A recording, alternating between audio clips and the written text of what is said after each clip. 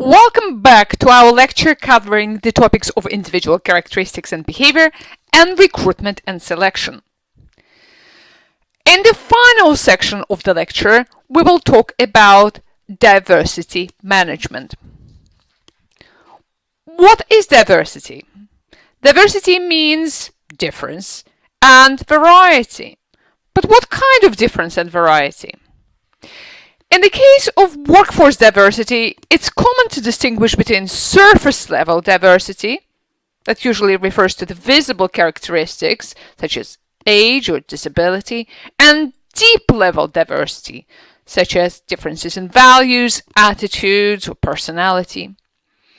But generally, you can consider differences in variety in pretty much any individual characteristic of organizational members, from demographic characteristics such as race and gender, to functional backgrounds, to beliefs and learning styles.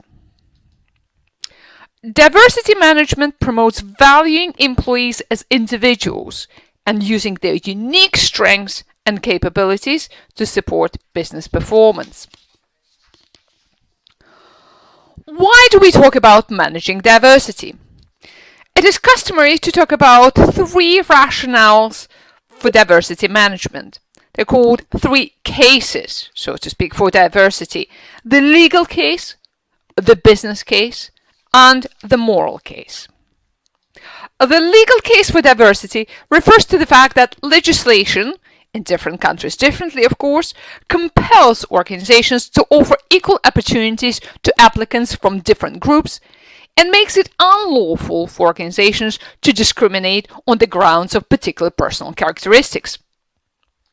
For example, in Britain, according to the Equality Act of 2010, it is unlawful to discriminate against individuals based on any one or combination of 9 so-called protected characteristics. Protected characteristics are specific aspects of a person's identity defined by the Act and include age, disability, gender reassignment, marriage and civil partnership, pregnancy and maternity, race, religion and belief, sex and sexual orientation. Take, for example, age discrimination. What is age discrimination? This is when you are treated differently because of your age in one of the situations that are covered by the Equality Act. These situations include workplace, but also use of public services like healthcare, use of businesses that provide goods and services like shops and restaurants, and so forth. The Equality Act of 2010 says that you must not be discriminated against because, say, you are or are not a certain age or in a certain age group, or because someone thinks you are or are not a specific age or age group. This is called discrimination by perception. You also must not be discriminated against because you are connected to someone of a specific age or age group. This is known as discrimination by association. The UK legal framework identifies 4 types of discriminatory treatment. Direct discrimination. This means treating one person worse than another person because of a protected characteristic. Taking our case of age discrimination, direct discrimination based on age happens when someone treats you worse than another person in a similar situation because of your age. For example, your employer may refuse to allow you to do a training course because she thinks you are too old, but would allow younger colleagues to do the training. Then there's indirect discrimination. This can happen when an organization puts a rule or a policy or a way of doing things in place which has a worse impact on someone with a protected characteristic than someone without one. Indirect age discrimination, for example, happens when an organization has a particular policy or way of working that applies to everyone, but which puts people of your age group at a disadvantage. For example, say you're 22 years old and you find you're not eligible to be promoted because your employer has a policy that only workers with a postgraduate qualification, such as masters, can be promoted. Although this applies to everyone, it disadvantages people of your age because they are less likely to have that qualification. The third type is harassment. This happens when people treat you in a way that violates your dignity or creates a hostile, degrading, humiliating, or offensive environment. For example, during a training session at work, the trainer may keep commenting how slow an older employee is at learning how to use a new software package because of their age. The employee would find this distressing. So this would be considered harassment related to age. The fourth type is victimization. This happens when people treat you unfairly if you're taking action under the Equality Act, like making a complaint of discrimination, or if you're supporting someone else who is doing so. For example, your colleagues complain of being called a wrinkly, that is, old person, at work. Then, if you help them complain to your manager and your manager treats you badly as a result of getting involved, this is victimization. In the UK, it is against the law to discriminate on the basis of protected characteristic, either in recruitment or during the employment. In recruitment, for example, employers must not discriminate against potential candidates. For example, in job adverts, employers must not state or imply they would discriminate against anyone. This includes saying that they are not able to cater for workers with disability. When recruiting, employers must not ask candidates about protected characteristics. They can only ask about health or disability, and only if there are necessary requirements of the job that can't be met with reasonable adjustments, or they find out if someone needs help to take a part in a selection test or interview, or if they're using so-called positive action to recruit a disabled person. Applicants also do not have to tell the employer about criminal convictions that have been spent. Employers must treat the applicant as if the conviction has not happened and cannot refuse to employ the person because of their conviction. But, of course, there are some areas of employment that are exempt from this rule, for example, schools. And then in actual employment, employers must not discriminate against employees. For example, they must not introduce measures that discriminate between workers. They must not, to give an example, provide a benefit for married employees that's not available for people in a civil partnership. Or they must not pay men and women different amounts when they're doing work of equal value. Employers also must honor requests for flexible working, say those from new parents. Employers must not select someone for redundancy because they have a protected characteristic. They must not fire someone because, say, they're a union member or because they have made an allegation of discrimination. Now, that's in the UK. But what about around the world? So to explore the legal issues in diversity management in various countries, for your homework unit task for week 9, and for your team presentation for the next seminar, you will examine discrimination in selection in a country of your choice from the countries covered in the article that is on your reading list, article by Mars and colleagues. First, you'll need to download the article and read particular sections from this article, and the article presents the results of a study covering legal environment for selection in 22 countries. The study addressed a wide range of questions such as, are any racial, ethnic or religious subgroups in the country viewed as disadvantaged? Are there laws prohibiting discrimination against specific groups? Is there preferential treatment of members of disadvantaged groups? Then you'll need to identify 2 countries covered in the article, your own and another country of interest to you. If your country is not listed, you can identify 2 countries with which you are familiar. For example, you visited them, you worked with colleagues from these countries, and so forth. For these 2 countries, you will need to answer the following questions. Which of the disadvantaged groups are protected? How are they protected? Do you consider the protection adequate? And how do the issues of protection of disadvantaged groups affect selection policies and practices? All the answers to this question, you don't need to search online or go somewhere else. All the answers to these questions are provided in the article. You just need to search for particular information there. And then, on Seminar 4 discussion forum for your team, you need to post the answers to this question, starting a new thread as usual. Your posting and postings of your fellow team members will serve then as a starting point for a teamwork discussion leading to a team presentation at Seminar 4. With your team, you will need to decide which one country you want to cover in your presentation and then prepare a brief 5 to 7 minutes presentation with PowerPoint slides that would cover your team's answers to pretty much the same questions as you have answered in your individual homework. That is, in this country, which groups are considered disadvantaged and why, which of the disadvantaged groups are protected and how are they protected, and do you consider this protection adequate? And finally, how do the issues of protection of disadvantaged groups affect selection policies and practices? And then you need to present this at the seminar.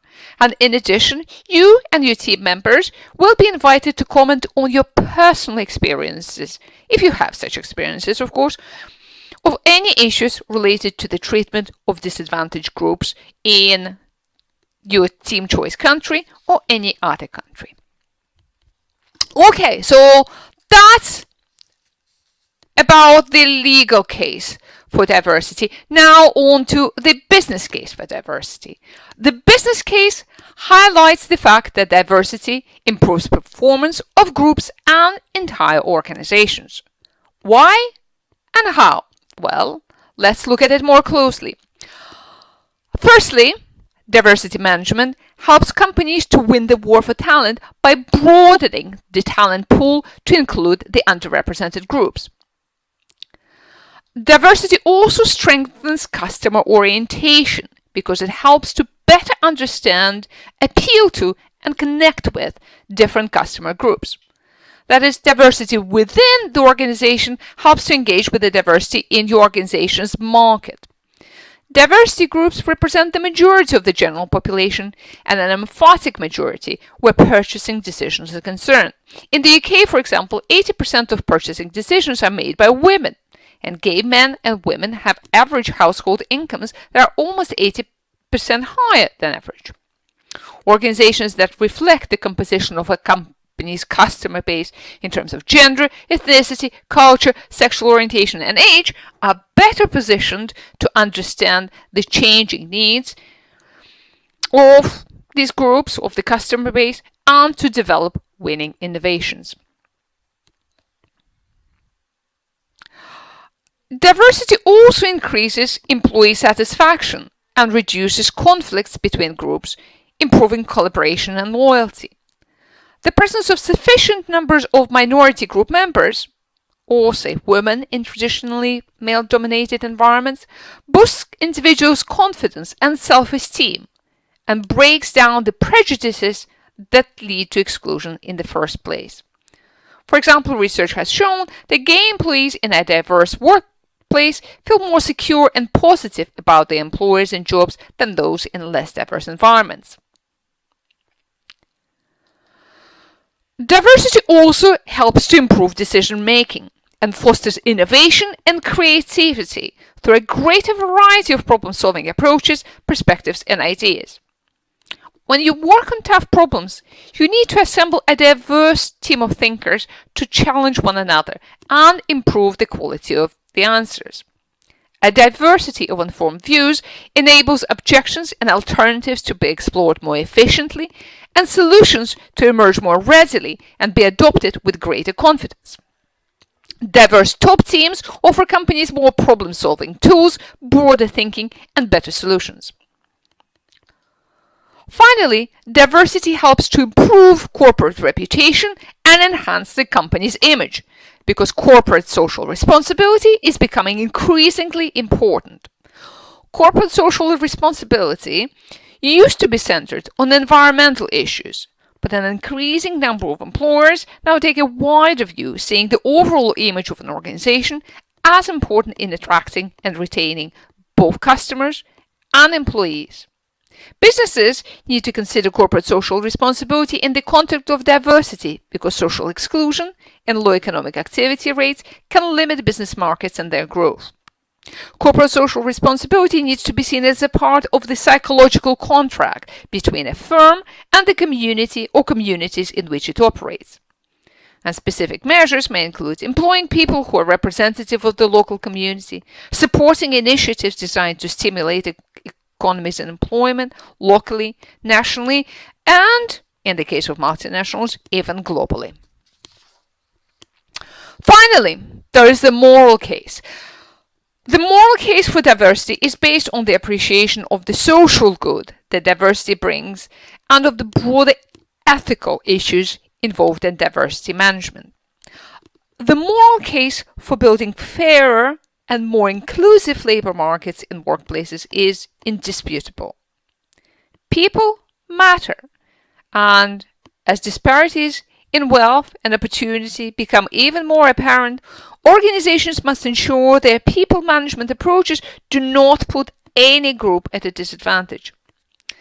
Regardless of our identity or background, we all deserve to develop our skills and talents to our full potential. We all deserve to work in a safe, supportive, and inclusive environment. We all deserve to be fairly rewarded and recognized for our work, and to have a meaningful voice on matters that affect us.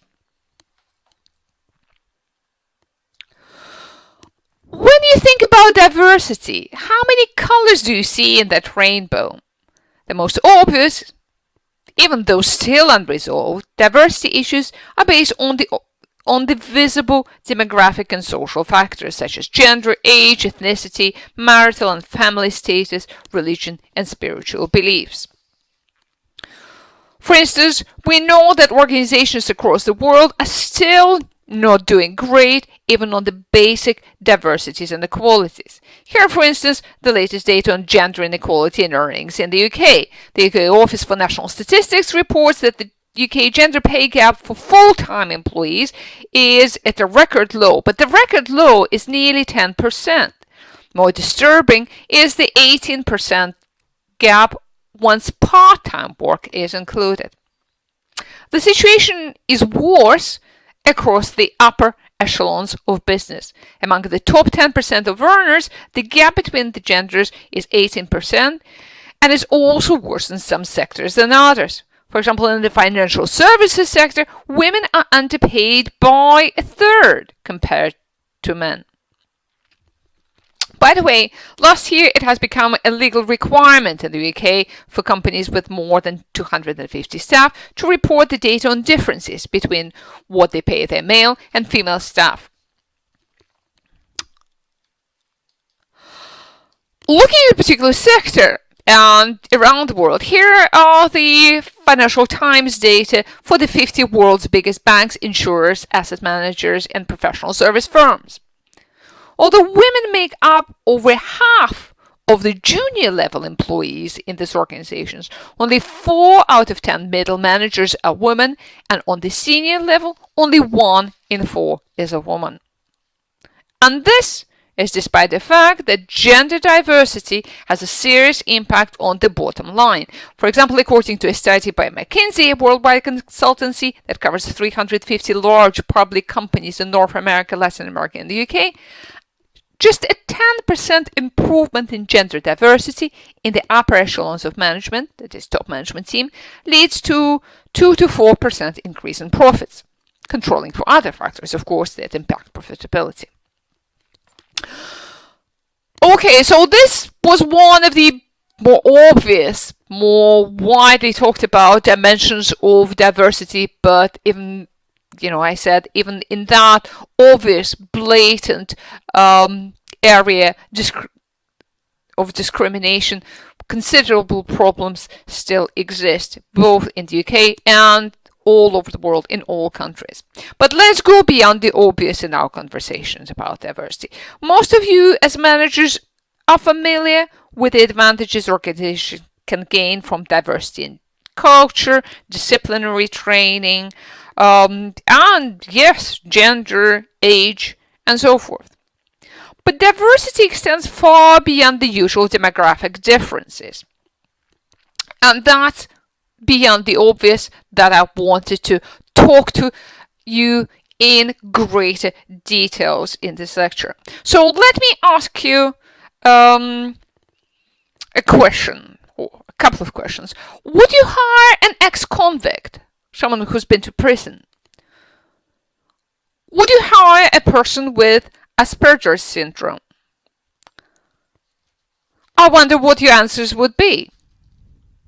Well, let's look at some relevant facts and trends.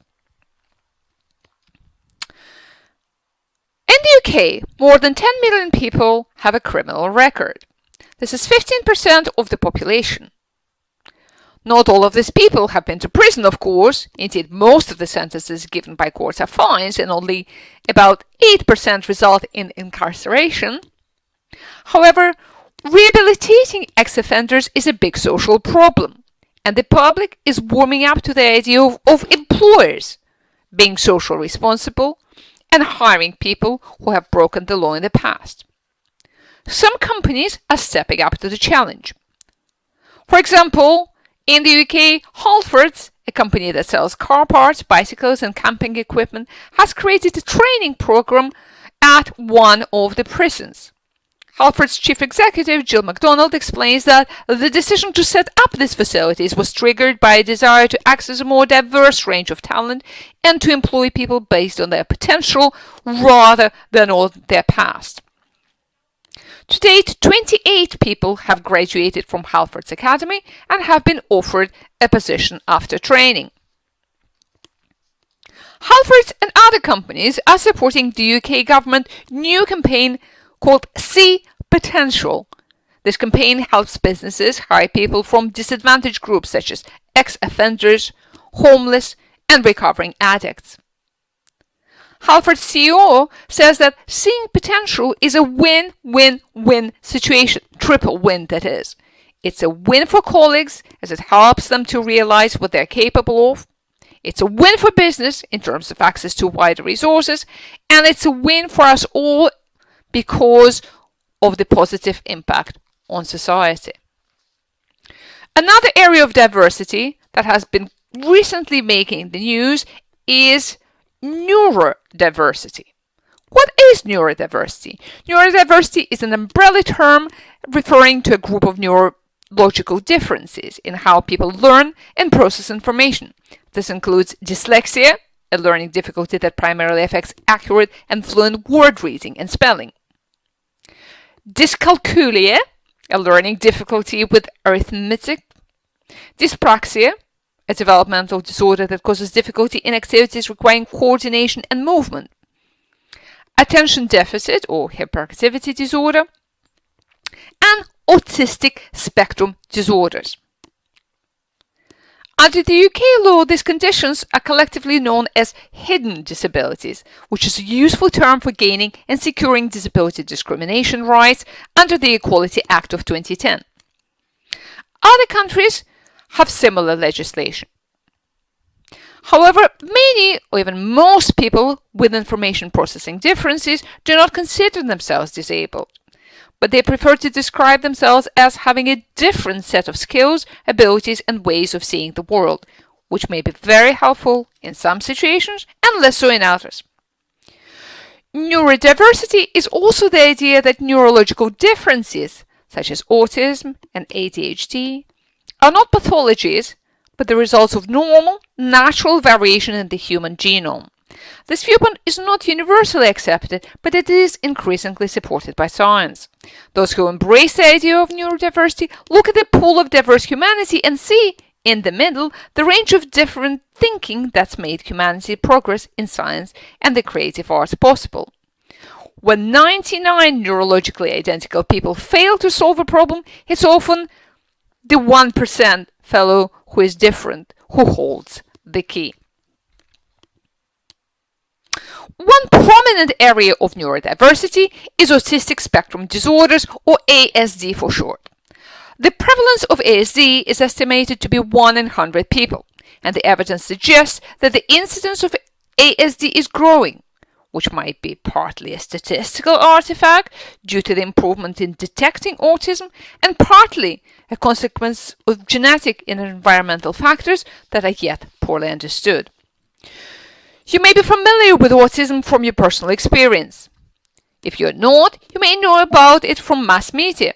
For example, you may have seen an Oscar-winning 1980s movie Rain Man, in which Dustin Hoffman plays an autistic brother to the character played by Tom Cruise. Or you may have read a mystery novel called The Curious Incident of the Dog in the Nighttime by Mark Haddon. You may have also heard of Daniel Tammet, an English writer whose memoir Born on a Blue Day won numerous literary prizes. Ordinary life for an autistic person is very challenging. Many people on the autism spectrum have difficulty processing everyday sensory information. Any of their senses may be over or undersensitive, or both at different times. For example, their sight may be undersensitive, so that objects lose some of their features, or it might be oversensitive, so that objects appear to jump around and the images look fragmented. Their hearing may be impaired, so that they either can't hear particular sounds or hear too many sounds and can't cut out background noise, which makes it very difficult for them to concentrate.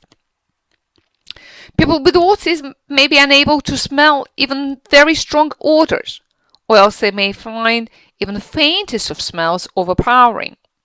Their taste may be undersensitive, causing them to eat non-edible items such as stones, or may have too sensitive taste buds so that they can't eat foods with particular flavors or textures. They may be undersensitive to touch and harm themselves, or they may be too sensitive and may not like to be touched or to wear anything on their hands or feet. The sensory differences can have a profound effect on a person's life. A person who struggles to deal with everyday sensory information can express sensory overload or information overload. Too much information can cause stress, anxiety, and even physical pain. And this can lead to withdrawal, challenging behavior, tantrums, and meltdowns. To cope with the lack of sensory information or with the sensory overload, many autistic people engage in repetitive behavior, such as arm or hand flapping, rocking, jumping, or spinning. Autistic people also develop obsessions, intense and highly focused interests, often from a fairly young age. It can be art, music, computers, car registration numbers, bus or train timetables, postcodes, traffic lights. In fact, it can be anything. To an autistic person, reality may seem a confusing and frightening mass of events, people, places, sounds, and sights. To cope with this, they prefer to have a daily routine so that they know what is going to happen every day. They may want to always travel the same way to and from work, or eat exactly the same food for breakfast. Even minor changes to their daily routine or the environment, such as rearranging the furniture, may be highly distressing. Autistic persons may also have difficulties communicating. They often do not understand figurative language, such as idioms, metaphors, or irony. They may respond to suggestions, directions, or information in a very literal manner. They may have difficulty seeing another person's perspective. They may give no or minimal eye contact during an interaction, because eye contact is very distracting. They may tend to speak too loudly, too fast, or in monotone, and to deliver monologues rather than engage in a reciprocal conversation. As a consequence of all of this, autistic people encounter many difficulties in social interaction. On the other hand, autistic persons often possess very strong cognitive abilities in particular narrow areas. For example, Daniel Tammet, whom I have just mentioned, knows 10 languages and holds the European record for reciting the number pi from memory to 22,000 digits in 5 hours and 9 minutes. At the same time, his memory for faces, at a special test, scored at the level expected only of the 6 to 8-year-old. Autistic individuals tend to have strong abilities in a particular area, usually mathematics, art, or music. They have intense interests and excellent concentration and focus on activities related to those. They tend to have strong visual acuity and perseverance in solving repetitive tasks. They often have exceptional understanding and retention of concrete concepts and patterns and excellent memory of facts and statistics. Studies suggest that the reasons for these exceptional abilities is because the autistic brain seeks out the kind of information it prefers to process while ignoring things it doesn't like. Just as many blind people have heightened hearing, the brains of autistic people might be better able to understand certain things such as numbers or patterns. In particular, research using Raven's standard progressive matrices, this research shows that autistic people are up to 40% faster at problem solving. The autism advantage might extend even to domains that are thought to be the stronghold of neurotypical people, like creativity. In one study, the participants were asked to think of as many non-obvious uses for a brick and a paperclip as possible. Highly autistic people in the experiment did not produce very many responses, but the answers they did give were highly unusual, which is a strong sign of creative thinking. Neurotypical participants would think of all the easy answers, like using the paperclip to reset their iPhones, and only then move on to more innovative uses.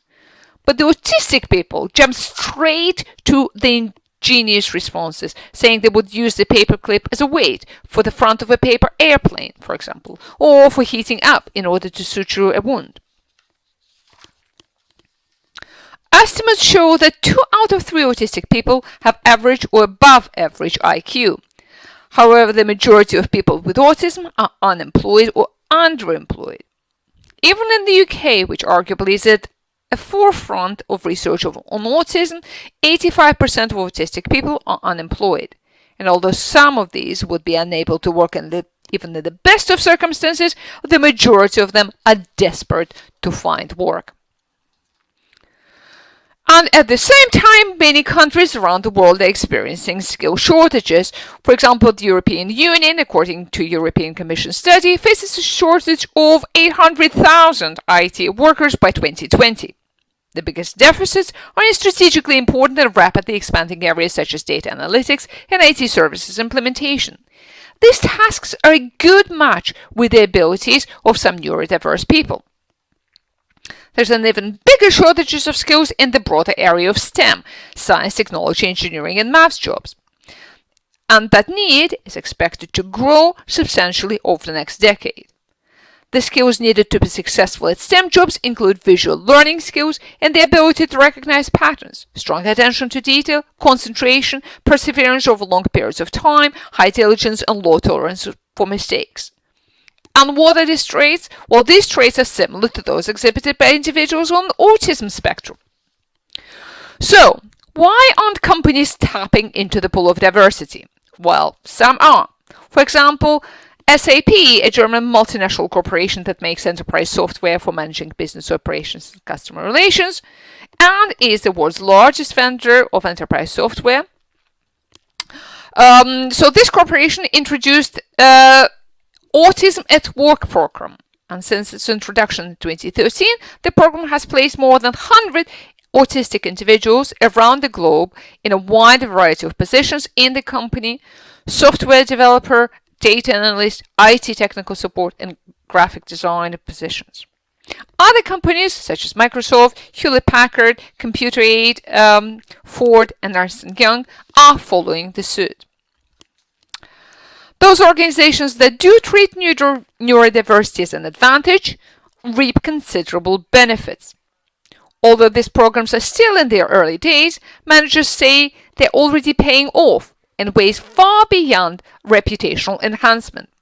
Those ways include productivity gains, quality improvement, boosts in innovative capabilities, and broad increases in employee engagement. At Australia Department of Human Services, for example, neurodiverse software testing teams are 30% more productive than neurotypical teams. And as another example, the Israeli Defense Forces Special Intelligence Unit 9900, which is responsible for analyzing aerial and satellite imagery, has a group staffed primarily with people from the autism spectrum. Perhaps the most surprising benefit is that managers have begun thinking more deeply about leveraging the talents of all employees through greater sensitivity to individual needs.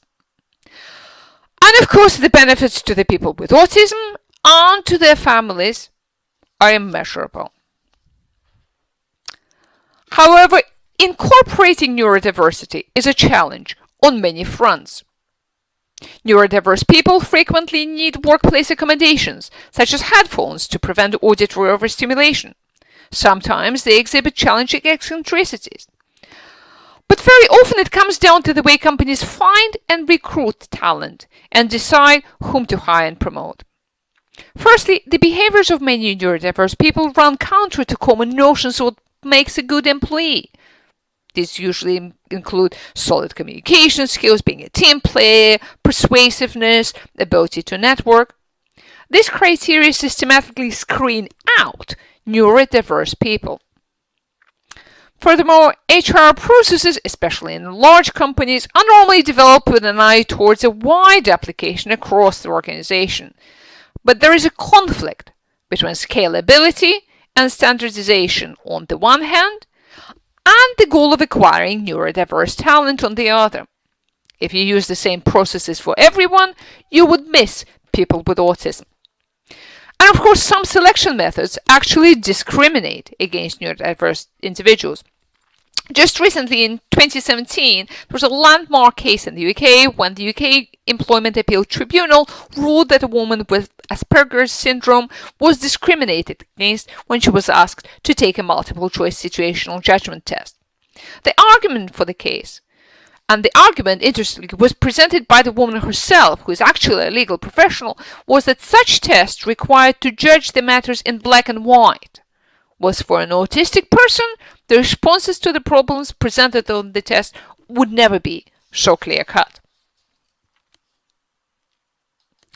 The company that is helping to break the mold in the assessment of autistic individuals is called Specialist Intern, Danish for the specialists, and it has been founded in 2004 in Denmark by Thorkild Sohn. Since its inception, Specialist Intern has paved the way for companies to benefit from diversity by including autistic people in competitive jobs. The company's foundation is working in Denmark, USA, Ireland, Northern Ireland, Spain, Brazil, Canada, Norway, Iceland, Austria, and Australia. The way the company does the assessment is very non-traditional. Instead of normal tests and interviews, it provides day-long hangouts at which the potential candidates can interact with each other, the future colleagues, and the hiring managers in a relaxed, informal manner. These hangouts are followed by 2 to 5 weeks assessment periods when the candidates are working at their employer but working on the tasks that are similar to those in their future jobs, but using things like Lego robotic construction and programming kits. So, this is the future. And as I draw to the end of the lecture, I want to highlight 3 key points. Individual differences matter. Intelligence and personality matter most, but other characteristics matter as well. You can't dramatically alter your employees' innate differences, even with significant training. This has a profound impact on everything you do.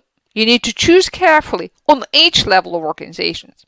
You need to ensure that your recruitment and selection methods are fit for purpose and do in fact allow you to bring in the best. But you also must ensure that your recruitment and selection, as well as other HR practices, allow you to bring the best out of different individuals and celebrate the diversity. Thank you for your attention. I hope you enjoyed the lecture and found it enlightening and thought-provoking. So it is goodbye from me for now and looking forward to our next meetings.